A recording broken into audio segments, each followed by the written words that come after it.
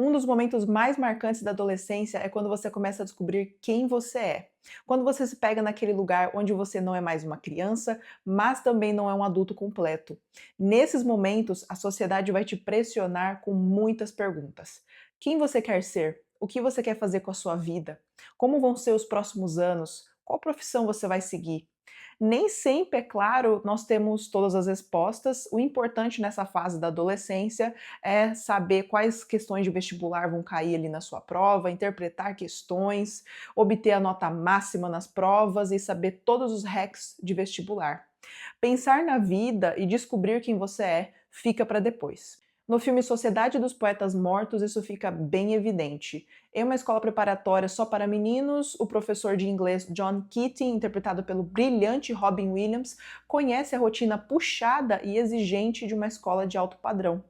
Keating usa todos os seus métodos de ensino pouco tradicionais para ensinar os seus alunos, e isso acaba chamando a atenção da coordenação e dos pais dos garotos. Aos poucos, o Keating vai transformar a vida desses meninos, ensinando a eles a importância da arte, do pensamento independente e de como é importante aproveitar cada dia como se fosse o último.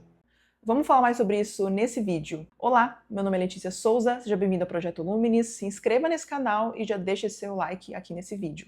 Bom, Sociedade dos Poetas Mortos é uma história inspiradora que traz um olhar muito sensível sobre a vida e da forma como a vivemos. Lançado em 1989, o filme tem o Robin Williams no papel principal do professor Keating e ainda conta com nomes como Ethan Hawke, Robert Leonard e Josh Charles no arco central da narrativa. Os meninos estudam e moram nessa escola preparatória conhecida por ter métodos de ensino muito rígidos e super tradicionais. Eles têm missa, cânticos em dias específicos, um horário de estudo muito intenso. Eles saem dali já prontos para entrarem nas melhores faculdades do país e a perseguirem profissões renomadas, né, e muito valorizadas pela sociedade, como médico, advogado, banqueiro, engenheiro. A cobrança nesse ambiente é enorme e mal sobra tempo para abstração. Muitos dos professores ali daquela escola são ex-alunos que passaram a vida inteira dentro daquela instituição se dedicando àquela metodologia de ensino. Você sente no ambiente que tem uma devoção muito grande àquele local, quase como uma coisa divina, até que tudo muda com a chegada do professor Keating, que também um dia já foi aluno daquela escola. Aos poucos, o Keating vai mostrar para os seus alunos que a vida tem que ser muito mais que interpretar questões de vestibular e executar uma profissão da qual você não escolheu. Ele começa a cativar os meninos a questionarem tudo ao redor por meio da arte, então por meio de poesias e textos de poetas famosos. Questionar, no entanto, não é igual a uma equação de matemática, como a gente aprende no filme, onde existe sempre uma resposta certa. A arte, ela não busca sempre uma resolução, mas questionamento, dúvida, incerteza, desconforto, ao mesmo tempo que também proporciona para nós sentimentos de felicidade, apaixonamento, rebeldia, liberdade. E os meninos, eles estão tão acostumados a viverem em um sistema rígido que para eles aquele professor, o Keating, é um completo choque, né? Como assim do nada a gente pode começar a pensar por nós mesmos, a questionar o que a gente vê nos textos e pensar livremente? Depois de uma vida toda na escuridão, a luz incomoda os olhos. Esses meninos vão ser muito impactados pela presença desse professor e cada um, à sua maneira, vai se rebelar contra o sistema de uma forma diferente. Então a gente tem aqui nesse filme um grupo de rapazes, mas 3 deles sobressaem na narrativa. O primeiro é o Todd Anderson, que é um jovem muito tímido, que tem medo de contradizer os seus pais e professores, então ele é aquele cara que não questiona nada por medo, mas dentro dele ali tem os questionamentos. Ele sabe pouco sobre o que ele quer, mas também não está muito feliz com o futuro que os pais dele já trilharam para ele. Depois a gente tem o Neil Perry, que é um rapaz de classe média, com os pais muito rígidos, que batalharam muito para que o Neil pudesse estudar naquela escola. Ele, no entanto, quer ser ator, mas o seu pai já deixou bem claro para ele que ele vai ser médico para honrar todos os investimentos que ele fez no Neil. E depois a gente tem o Knox Overstreet, que é um cara que já tá mais preocupado em conquistar uma garota que ele viu uma vez só, mas ele jura que essa menina é o amor da vida dele, então ele vai passar o filme inteiro se dedicando em conquistá-la. O professor Keating apresenta para os meninos o conceito de carpe diem, essa expressão que vem do latim, que eu tenho certeza que você já conhece, significa aproveite o dia. No entanto, tem uma outra tradução dessa expressão que é muito melhor e mais adequada para esse filme, que é colha o dia presente, confiando o mínimo possível no amanhã. Essa frase, ela não é um convite para você agir no impulso, mas entender que o tempo acontece agora e que a vida é muito curta, então nós devemos aproveitar e perseguir aquilo que faz mais sentido para as nossas vidas. Esse termo apareceu pela primeira vez em um poema do poeta romano Horácio, por volta de 23 a.C., lá no livro Odes. Mas o Horácio escrevia esse poema num contexto em que o futuro realmente era incerto, devido a guerras e instabilidade política que tirava muitas vidas ao longo do caminho. Carpe diem não significa viver como se não houvesse um amanhã, de uma forma hedônica, priorizando apenas os prazeres instantâneos. Essa filosofia de vida valoriza a moderação, a lucidez e a presença. Então, voltando a falar de Sociedade dos Poetas Mortos, o professor Keating traz esse conceito de carpe diem para os meninos para mostrar que eles são jovens e que eles têm uma vida inteira esperando por eles, então tá tudo bem eles errarem, cometerem erros, se equivocarem, mudarem de ideia, alterar a rota. Mas, no entanto, você deve fazer isso de uma forma sábia e questionar nos momentos certos e no local específico, porque se você questiona em locais que não te dão brecha para isso, pode ser que aconteça alguma coisa com você. Então essa é uma lição que o Keating traz para dentro do filme. Saindo um pouco da tela de cinema, quando eu era adolescente, eu estudei numa escola muito ruim, eu acho que já devo ter falado isso aqui no canal, e eu só estudei numa escola boa quando eu fui para o terceiro ano do ensino médio, ou seja, no último ano da escola, eu mudei de escola. E nesse período, até aquele momento ali, eu não sabia o que eu ia fazer de faculdade, eu não tinha nem pensado sobre isso. Então, como eu tinha que tomar uma decisão um pouco rápida, eu decidi fazer gastronomia, porque na época era o caminho mais óbvio para mim. No entanto, olhando para trás, eu vejo que eu poderia ter feito outros cursos, como letras ou jornalismo. Eu sempre gostei de escrever, de jogar as minhas ideias para o mundo, e eu escrevia desde cedo. Eu tinha diários onde eu escrevia histórias com vários personagens ali, e eu gostava muito de fazer isso. E quando eu cheguei no terceiro ano, eu me senti um robô, assim como boa parte das pessoas da minha turma, né? Porque a gente estudava basicamente para o Enem, tudo que a gente fazia era em função do Enem.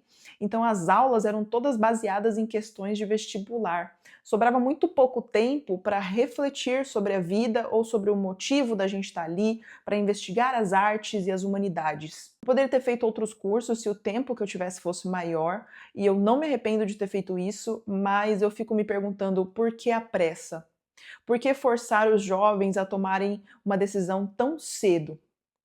Alguns dos meus colegas, eles já sabiam o que eles queriam ser, tá? Não era todos ali que estavam perdidos.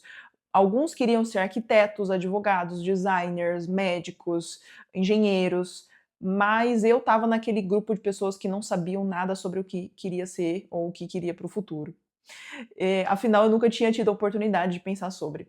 Ao longo daquele ano, eu lembro que eu estudei só as matérias de humanas, então português, sociologia, filosofia, história, geografia. Fora das aulas, eu não abri nenhum livro de matemática, de física, de química, de biologia, porque aquilo não era relevante para mim. Aquilo não era o que eu queria para mim. Então, eu pensei, putz, já que eu vou fazer um curso aqui que envolve só humanidades, por que que eu vou perder meu tempo estudando outros tipos de matérias, né? É isso.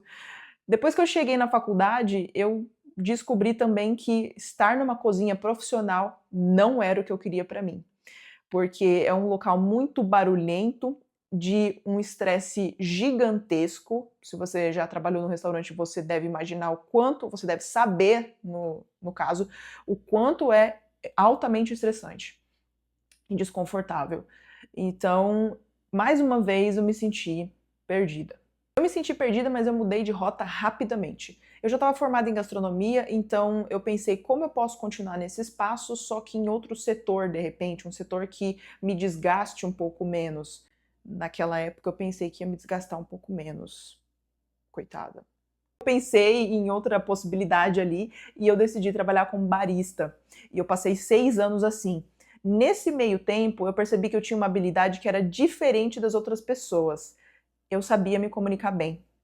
Eu olhava ao meu redor e eu via que eu tinha pessoas muito apaixonadas pelo que elas faziam, e muito sábias e muito capacitadas, muito técnicas, mas elas não sabiam traduzir aquilo para outras pessoas. Então, na hora de ensinar ou de vender um produto ou de falar com alguém sobre aquilo, elas tinham uma dificuldade imensa para traduzir tudo.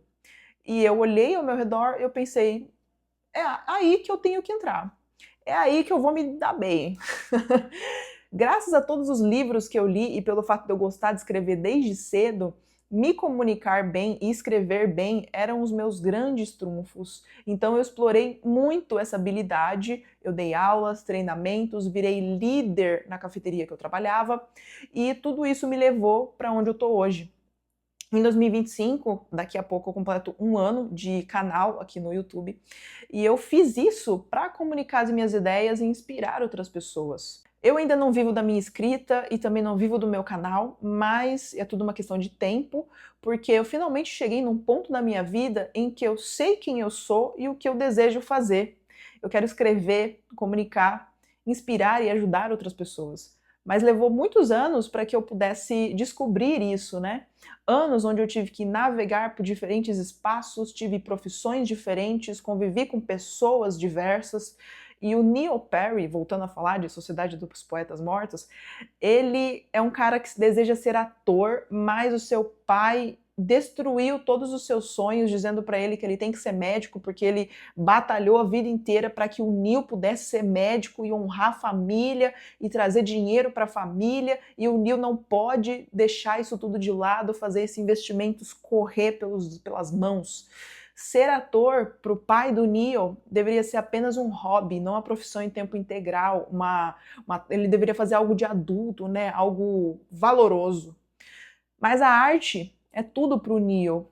Um espaço onde ele consegue ser ele mesmo, longe dos traumas, sem amarras, sem dificuldades, onde ele investe toda a sua paixão, mesmo que não proporcione ali rios de dinheiro e o prestígio todo que um médico provavelmente tem. Esses dias mesmo eu vi uma matéria na Folha de São Paulo falando de um jovem de 18 anos que passou numa faculdade de medicina lá de São Carlos, mas ele decidiu cursar piano na USP.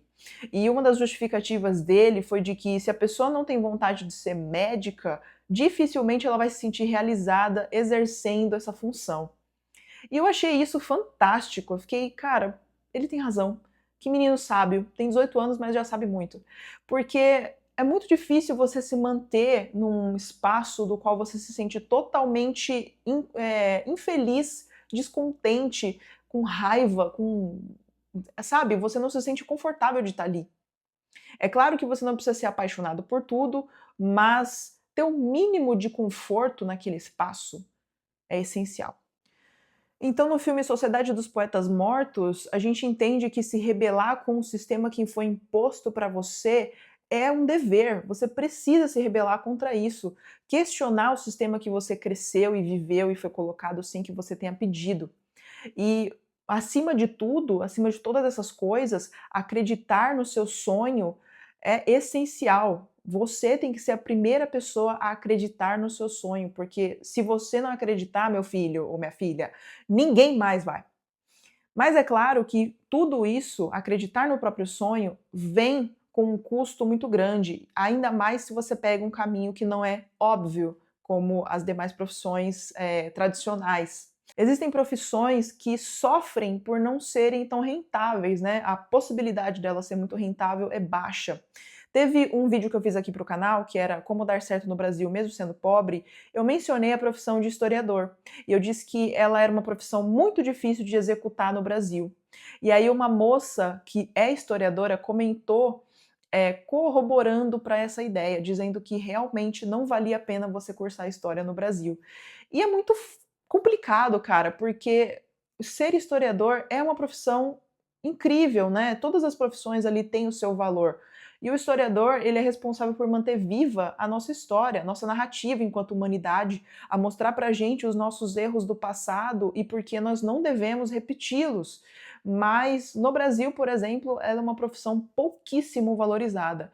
Eu tenho outros amigos que são formados em história e, infelizmente, eles trilham um caminho muito mais difícil do que as demais profissões ali que são mais padrão, né. Então se você pegar o caminho menos óbvio, tenha em mente que será bem mais difícil para você. Se você trabalha com arte, com educação, com música ou até mesmo com internet, e aqui eu queria fazer um disclaimer, eu não estou dizendo que existem profissões que são mais fáceis de navegar e outras não. Eu estou falando que tem uma dificuldade muito maior em algumas profissões específicas.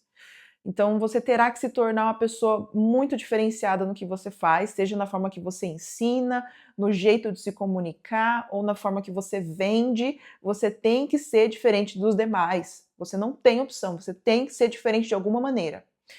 Eu mesma quero ser uma boa youtuber, uma boa comunicadora, uma boa escritora, então eu treino muito para que essas habilidades se tornem muito boas e muito diferentes e cheguem para mais pessoas cada vez mais, de uma forma cativante, única, que abraça, que envolve. Hoje em dia eu entendo que eu estou no caminho certo para tudo isso e os investimentos e todas as ações que eu tomei lá atrás me trouxeram para o momento que eu estou aqui hoje. Eu não me arrependo de nada que eu tenha feito lá atrás, mas exigiu muita coragem eu entender que o meu currículo de gastronomia, por exemplo, não era o que eu queria fazer da minha vida, que de repente continuar sendo barista também não era o que eu gostaria de ser. Eu não quero o caminho mais óbvio, eu não quero o pacote que a sociedade montou para mim ou que a vida me colocou ali naquele momento. Eu quero o meu próprio caminho, mesmo que ele seja muito difícil.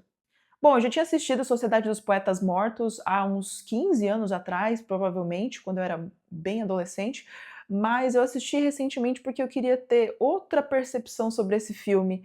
Eu acho que eu tô no momento certo para entender ele, porque embora pareça ser um filme sobre adolescência, né, sobre coming of age, de você sair desse lugar de adolescente para adulto, é uma história que vai te trazer insights sobre seguir o seu próprio sonho, mesmo quando ninguém acredita nele, sobre a importância da arte e como basta a influência de uma pessoa muito positiva, né, a influência de uma boa pessoa como um professor, um amigo, um pai, uma mãe, um parente, para que a sua vida mude, como que uma boa influência transforma.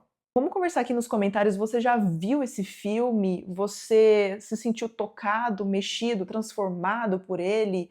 Você está lutando pelo seu sonho? Vamos conversar nos comentários. Até o próximo vídeo. Tchau, tchau.